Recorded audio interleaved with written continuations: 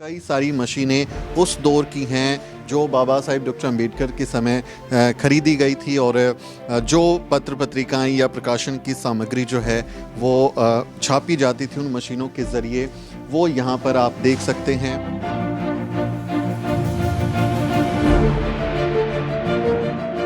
ये आप देखें, पूरा प्रिंटिंग का जो काम है वो इन मशीनों से हुआ करता था। तो जो हमारे पास विरासत है आज बाबा साहिब की किताबें, उनके भाषण, उनके अखबार, उनके संपादकीय, वो सब इन मशीनों से निकला है। तो इस मशीन से आप जो हैं उन चीज़ों के इतिहास को भी समझने की कोशिश करें कि कैसे बाबा साहिब डॉक्टर अम्बेडकर ने पूरा काम यहाँ पर किया होगा।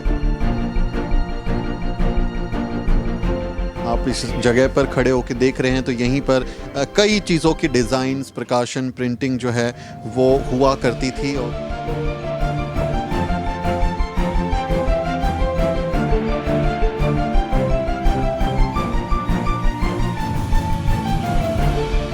इस स्ट्रक्चर को तोड़ने की कोशिश क्या, बल्कि तोड़ ही दिया। एक षड्यंत्र के तहत इस पूरे स्ट्रक्चर को तोड़ दिया गया। अब आप इसको देखें, आधा टूटा हुआ है और टीन शेड लगा के इसको अभी टेम्परेरी सेटअप में रखा गया है।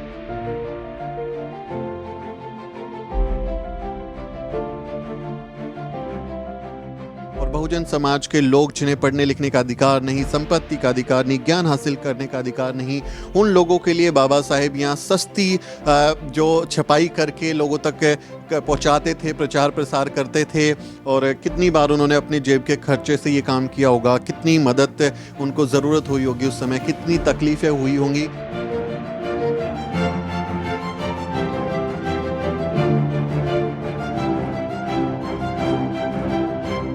दुनिया भर में आप जाएं, देश में जाएं, तो जो भी महान लोग हैं, जो बड़े लोग हैं या जिन्हें इतिहास बड़ा बताता रहा है, उनसे जुड़ी हुई तमाम चीज़ें, जो प्रतीक हैं, उनको बहुत ही बड़े बड़े म्यूज़ियम में रखा जाता है। बहुत उनको बड़ा चढ़ाकर चीज़ें दिखाई जाती हैं। लेकिन देखिए, बाबा साहेब से जुड़े हुए जो प्रतीक हैं, जो चीज़ें हैं, वो अभी भी किस हालत में है, उसकी तस्वीरें आप देखें। और किस तरह से स्टेट स्पॉन्सर्ड एक डेमोलिशन यहाँ हुआ, उसकी झलक भी देखने को मिलती है।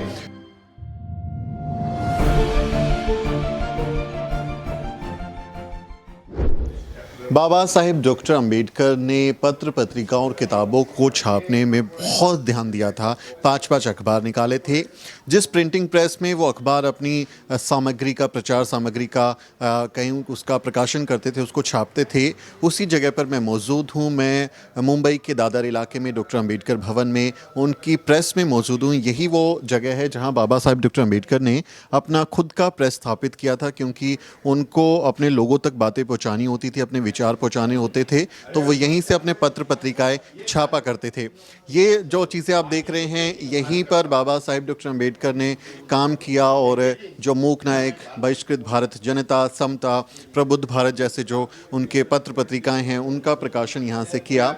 और अभी आप देखें, यहाँ पर ये पूरा जो मशीनरी है, ये मशीनरी क्योंकि उस प्रकाशन के काम को लगातार उनका परिवार जो है वो आगे बढ़ाता रहा है, तो कुछ मशीनें नई हैं और कई सारी मशीनें उस दौर की हैं जो बाबा साहिब डॉक्टर अम्बेडकर के समय खरीदी गई थी। और जो पत्र पत्रिकाएं या प्रकाशन की सामग्री जो है वो छापी जाती थी उन मशीनों के ज़रिए, वो यहाँ पर आप देख सकते हैं। इनमें से कई मशीनें जो हैं उसी समय की हैं जब बाबा साहिब डॉक्टर अम्बेडकर अपना प्रकाशन का काम किया करते थे।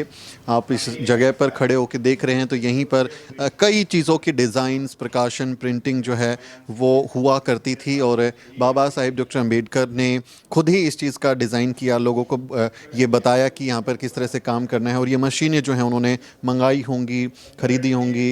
ये आप देखें, पूरा प्रिंटिंग का जो काम है वो इन मशीनों से हुआ करता था। तो जो हमारे पास विरासत है आज बाबा साहिब की किताबें, उनके भाषण, उनके अखबार, उनके संपादकीय, वो सब इन मशीनों से निकला है। तो इस मशीन से आप जो हैं उन चीज़ों के इतिहास को भी समझने की कोशिश करें कि कैसे बाबा साहिब डॉक्टर अम्बेडकर ने पूरा काम यहाँ पर किया होगा, यहाँ पर रहे होंगे। और पूरी इस विरासत को सहेजने की अब जिम्मेदारी जो है उनके परिवार के पास है। और यहीं से ही अभी भी जो है बाबा साहिब डॉक्टर अम्बेडकर के शुरू किए गए प्रबुद्ध भारत का प्रकाशन यहाँ से हो रहा है। आप जानते हैं 1956 में बाबा साहेब डॉक्टर अम्बेडकर ने प्रबुद्ध भारत अखबार शुरू किया था, लेकिन फिर अलग अलग कारणों की वजह से उनके तमाम पत्र पत्रिकाएं बंद हो गई। लेकिन अभी कुछ साल पहले जो उनके परिवार के लोग हैं, भीमराव अम्बेडकर जी और जो प्रकाश अम्बेडकर हैं, उन लोगों ने प्रबुद्ध भारत को छापना भी शुरू किया है। 15 दिन में वो अखबार छपता है, देश भर के अलग अलग अम्बेडकरवादियों के बीच वो पहुंचता है, मिशनरी खबरें देता है, तो उसको भी जीवित किया गया। ये मशीनरी जो यहाँ पर आप देख रहे हैं, ये उस प्रिंटिंग के लिए इस्तेमाल की गई अलग अलग चीज़ें समय पर खरीदी गई हैं। कई मशीनरी यहाँ पर ऐसी हैं जो खुद बाबा साहेब डॉक्टर अम्बेडकर के ज़माने से खरीदी हुई हैं। और ये आप देखें, प्रबुद्ध भारत का जो प्रकाशन अब फिर से शुरू हुआ है। तो मेरे साथ जो हैं भीमराव अम्बेडकर जी हैं, जो बाबा साहेब के पोते हैं, और जो यशवंत साहिब जिन्हें हम भैया साहिब जी कहते हैं, और प्रिंटिंग प्रेस के प्रबुद्ध भारत प्रिंटिंग प्रेस देख रहा हूँ। अभी जिम्मेदारी आपके पास में है। तो प्रबुद्ध भारत जो है, बाबा साहेब जिस प्रबुद्ध भारत को बनाना चाहते थे, अपने आखिरी दिनों में उन्होंने इस अखबार को निकालना शुरू किया था। अभी आप लोगों ने फिर से शुरू किया है। तभी से ये प्रबुद्ध भारत का छपाई जब बाबा साहब ने शुरुआत की थी, तभी से ये लगातार चालू है। बीच में का 80 का दौर, 80 से 90 का दौर इसमें बंद था हमारे पिताजी गुजरने के बाद। फिर से 90 से आज प्रबुद्ध भारत चालू है, आज भी चालू है, जिसका सर्कुलेशन आज 35,000 है, जो मराठी में निकल रहा है। धम्मयान मैगजीन है, ये बुद्धिस्ट सोसाइटी ऑफ इंडिया का है। This is the mouthpiece for Buddhist society of India, right? इसका भी प्रकाशन आप लोग यहीं से करते हैं? ऐसे कैलेंडर हम लोग निकालते हैं प्रबुद्ध भारत के लिए। धम्मयान कैलेंडर निकालते हैं, जो 2.5 लाख की उसकी लागत है, खपरा है। हाँ, ये धम्मयान कैलेंडर है, ये साल का 2023 का। 2023 के लिए छापा आप लोगों ने। महाराष्ट्र में इसकी सर्कुलेशन 2,50,000 की है। तो ये मराठी में ही निकलता है? मराठी में निकलता है और कम दाम में 50 रुपये में हम लोग बेचते हैं। अच्छा। हाँ, तो बुद्धिस्ट सोसाइटी को मानने वाले जो लोग हैं वो उसको खरीद करते हैं। खरीद तो ये जो है साहब, यहीं पे सारी प्रिंटिंग का काम होता है? हम लोग अभी ये प्रेस तोड़ने के बाद यहाँ प्रिंटिंग का काम अभी नहीं होता है कि कोर्ट का यहाँ रोक है, स्टे लगा हुआ है। इसके लिए हम लोग ये सभी प्रिंटिंग बाहर से करके लाते हैं। कॉस्टली गिरता है, लेकिन मूवमेंट चलाने के लिए ये छपना बहुत ज़रूरी है। तो बाबा साहब डॉक्टर अम्बेडकर इस जगह पे कौन से साल में आए थे? बाबा साहब ने जब ये जगह ली थी, तब बाबा साहब लगातार यहाँ आते थे। ये इमारत जो प्रेस की है, पहला इसका नाम था भारत भूषण प्रिंटिंग प्रेस, बाद में इसका नाम चेंज होकर बुद्ध भूषण प्रिंटिंग प्रेस कर दिया। आज भी इसका नाम बुद्ध भूषण प्रिंटिंग प्रेस करके है। जी। बाबा साहब यहाँ जो मराठी पेपर निकलते थे, बहिष्कृत भारत, वहाँ के लिए बाबा साहब आते थे। 1942 से बाबा साहब कभी इस प्रेस में आए नहीं, वो दिल्ली में थे। लेकिन उसके बाद हमारे पिताजी भैया साहब अम्बेडकर, यशवंतराव अम्बेडकर, बाबा साहब के लड़के, वो सब प्रिंटिंग प्रेस का काम देखते थे, संभालते थे। और उसी विरासत को अब आपने संभाल लिया है? उसी विरासत को मैं आगे लेके मैं अभी यही काम करता हूँ। बहुत बहुत शुक्रिया। तो देखिए, आपको फर्स्ट हैंड इन्फॉर्मेशन मिल रही है बाबा साहेब के परिवार से।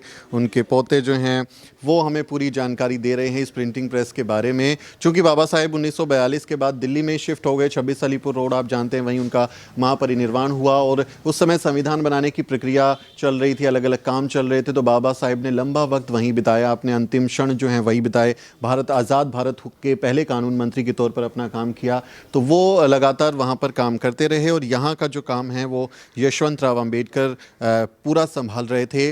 और इस जो बुद्ध भूषण प्रिंटिंग प्रेस है, इसके अभी प्रकाशन से जुड़े हुए काम कहीं और हो रहे हैं। उसके कारण, जैसे हमें भीमराव अम्बेडकर जी बता रहे थे, वो ये है कि जो ये स्ट्रक्चर आप पीछे देख रहे हैं, इस स्ट्रक्चर को तोड़ने की कोशिश क्या, बल्कि तोड़ ही दिया। एक षड्यंत्र के तहत इस पूरे स्ट्रक्चर को तोड़ दिया गया।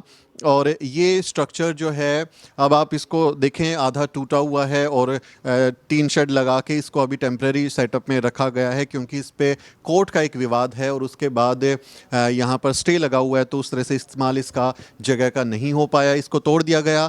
और इसको जो तोड़ने की जो वजह है, आप जाने क्यों तोड़ा गया, किसने तोड़ा, रत्नाकर गायकवाड़ नाम के एक व्यक्ति थे जो महाराष्ट्र सरकार में इंफॉर्मेशन कमिश्नर के तौर पर तैनात थे, रिटायर हुए, और उनके पिताजी को बाबा साहेब डॉक्टर अंबेडकर ने विदेश में पढ़ने के लिए भेजा था।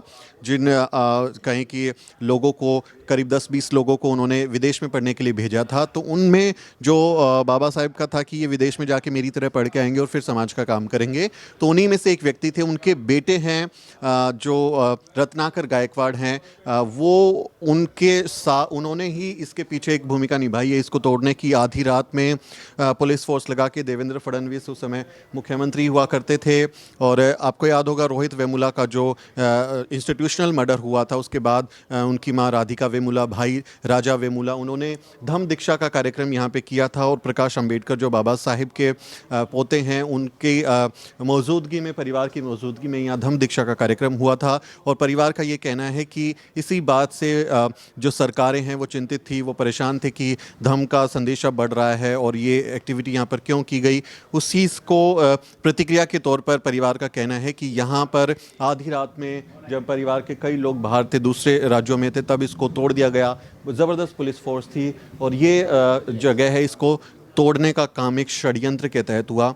तो ये भी समझने की ज़रूरत है कि कैसे बाबा साहेब डॉक्टर अंबेडकर जिन लोगों से उम्मीद कर रहे थे कि ये मेरे समाज का काम करेंगे, उन्हीं की संतानें देखिए किस तरह का काम कर रही हैं। अगर बाबा साहेब ने रत्नाकर गायकवाड़ के पिता को पढ़ने विदेश नहीं भेजा होता तो क्या वो आईएएस बन पाते, ये भी सवाल है। क्या उनकी ज़िंदगी बहुत बेहतर होती। तो ये अभी क्योंकि कोर्ट में विचाराधीन है, कोर्ट में मामला पेंडिंग है, इसलिए इसको अभी उस तरह से इस्तेमाल नहीं किया जा रहा। लेकिन ये जगह, ये पुर्जे, ये कहानियाँ, हर पुर्जे के पीछे कहानी है, हर एक यहाँ पर जो चीज़ें लगी हैं उसके पीछे कहानी है। बहुत ही मतलब ऐतिहासिक है। इतिहास को संजोने की ज़रूरत है, उसको सहेजने की ज़रूरत है कि बाबा साहिब डॉक्टर अंबेडकर से जुड़े हुए जो प्रतीक हैं, ये मशीनरी है, इसको हम सदियों तक याद कर सकें, सदियों तक हम इसको देख सकें कि कैसे वंचित समाज में चेतना जगाने के लिए, एक बेहतर समाज बनाने के लिए बाबा साहिब डॉक्टर अंबेडकर ने बहुत मेहनत की इस प्रेस को, प्रिंटिंग प्रेस को स्थापित करने के लिए। और यहाँ पर वो प्रिंटिंग प्रेस जब छपी, काम हुआ, तो वो फिर भारत में एक क्रांति का रूप लेता है। और बहुजन समाज के लोग जिन्हें पढ़ने लिखने का अधिकार नहीं, संपत्ति का अधिकार नहीं, ज्ञान हासिल करने का अधिकार नहीं, उन लोगों के लिए बाबा साहेब यहाँ सस्ती जो छपाई करके लोगों तक पहुंचाते थे, प्रचार प्रसार करते थे। और कितनी बार उन्होंने अपने जेब के खर्चे से ये काम किया होगा, कितनी मदद उनको ज़रूरत हुई होगी उस समय, कितनी तकलीफ़ें हुई होंगी। तो इस मशीनरी के पीछे, इस जगह के पीछे जो है एक बड़ा संघर्ष है। बाबा साहेब की कहानियाँ भी हैं। और ये जगह 1942 में बाबा साहेब डॉक्टर अंबेडकर ने ये खरीदी थी। उससे पहले वो यहीं नायगांव में एक जगह थी जहाँ से मूक नायक निकालते थे, और बहिष्कृत भारत शुरू होने के बाद उसका भी प्रकाशन बाबा साहेब ने किया। लेकिन फिर वो ज़मीन गुरुद्वारे के लिए, जो खालसा पंथ के लोग थे, जो सिख समाज के लोग थे, उन्होंने बाबा साहिब से आग्रह किया, तो बाबा साहिब ने उनको वो जगह दी। और फिर उस रकम से जो उन्होंने उनको सेल किया था, उसका जो मुआवजे की रकम थी, उससे फिर ये ज़मीन खरीदी और यहाँ पर अपना एक जो है जगह बनाई। बाबा साहिब डॉक्टर अंबेडकर ने ये प्रिंटिंग प्रेस स्थापित की। और उसके बाद फिर आप जानते हैं वो दिल्ली चले गए, तो उनका जो पूरा प्रिंटिंग का काम है वो उनके बेटे यशवंत राव जो हैं वो करते रहे। और अब यशवंत राव के जो बेटे हैं भीमराव अंबेडकर जी, वो इसका पूरा संचालन देख रहे हैं। प्रबुद्ध भारत नाम का ये पत्र पत्रिकाएं निकाल रहे हैं, अलग अलग कैलेंडर निकाल रहे हैं। तो अपने आप में इतिहास को संजोए हुए, इतिहास की झलक दिखाते हुए दुनिया भर में आप जाएं, देश में जाएं, तो जो भी महान लोग हैं, जो बड़े लोग हैं, या जिन्हें इतिहास बड़ा बताता रहा है, उनसे जुड़ी हुई तमाम चीज़ें, जो प्रतीक हैं, उनको बहुत ही बड़े बड़े म्यूज़ियम में रखा जाता है, बहुत उनको बड़ा चढ़ाकर चीज़ें दिखाई जाती हैं। लेकिन देखिए बाबा साहेब से जुड़े हुए जो प्रतीक हैं, जो चीज़ें हैं, वो अभी भी किस हालत में है उसकी तस्वीरें आप देखें, और किस तरह से स्टेट स्पॉन्सर्ड एक डेमोलिशन यहाँ हुआ उसकी झलक भी देखने को मिलती है। तो मेरे लिए यहाँ खड़ा होना गर्व की बात है, क्योंकि मैं खुद पत्रकार हूँ। बाबा साहेब डॉक्टर अंबेडकर के नाम पर हम अंबेडकरवादी पत्रकारिता करते हैं। तो जिस अंबेडकरवादी पत्रकारिता का हम प्रतिनिधित्व करते हैं, उसी अंबेडकरवादी पत्रकारिता का विस्तार, विचार, प्रचार यहाँ हुआ। ये हमारे लिए एक गर्व का पल है। बाबा साहेब ने अपनी ज़िंदगी के 35-36 साल एक पत्रकार के तौर पर बिताए, 5-5 अखबार निकाले और उससे अम्बेडकरवादी पत्रकारिता को आगे बढ़ाने का जो मिशन है उसमें द न्यूज़ वीक, द शूद्रा लगा हुआ है, हमारी टीम लगी हुई है। तो हमारे लिए गौरव का पल है, हमारे लिए सम्मान का पल है कि उस जगह मैं जहाँ खड़ा हूँ, मैं जहाँ टहल रहा हूँ, यहीं पर बाबा साहेब डॉक्टर अम्बेडकर टहला करते थे, यहीं पर घूमते थे, यहीं पर प्रिंटिंग का पेपर चेक किया होगा, यहीं पर उसके एडिशन को पढ़ा होगा, यहीं पर उन्होंने प्रूफ रीडिंग की होगी, यहीं पर उसका क्वालिटी देखा होगा, उसके एडिटोरियल लिखे होंगे, छापे होंगे, उसके डिस्ट्रीब्यूशन पर बात की होगी, प्लानिंग पर बात की होगी। तो बहुत मेहनत बाबा साहेब डॉक्टर अम्बेडकर ने इस जगह पर की होगी। उनके फुटस्टेप्स पर, उनके पद चिन्हों पर यहाँ खड़ा होना मेरे लिए बहुत गर्व की बात है और मैं उससे ऊर्जा एनर्जी लेता हूँ कि हम अम्बेडकरवादी पत्रकारिता का अपना मिशन आगे बढ़ाते रहेंगे। इस पूरी बातचीत पर, इस पूरे स्टोरी पर, बाबा साहेब की प्रेस पर आपका क्या कहना है, कमेंट करके ज़रूर लिखें और हमारे चैनल को ज़रूर सब्सक्राइब करें। मेरा नाम सुमित चौहान है और इस वीडियो स्टोरी को रिकॉर्ड करने में मेरी मदद कर रहे हैं मेरे सहयोगी मोहित कुमार। अगले किसी वीडियो में मुलाकात होगी दोस्तों। जय भीम।